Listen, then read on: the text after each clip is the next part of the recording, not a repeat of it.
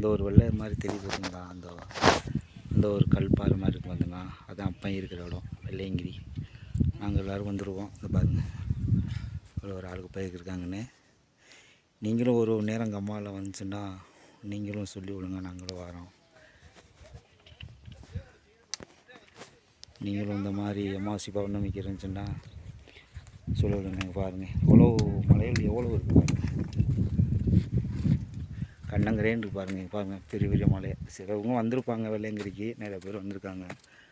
இழுத்த மாதிரி தெரியுங்கன்னா அப்போ இருக்கிற இடம் ஃபுல்லாக மலைங்க. பாருங்கள் அருமையாக இருக்கும். எனக்கு இன்ஸ்டாவில் கொடுத்த அனைத்துல நல்லவங்களுக்கும், எனக்கு லைக் போட்டு அன்பானவங்களுக்கும், யூடியூப் சேனலில் இருக்கிறோம் இந்த ஷேர் பண்ண லைக் போகிறவங்களுக்கும் முதல்ல உங்களுக்கு எல்லாருக்கும் நான் வேண்டிக்கிறேன். வெள்ளையங்கிரி உங்களுக்கு ஆசீர்வாதம் எப்பயுமா வைப்பார்.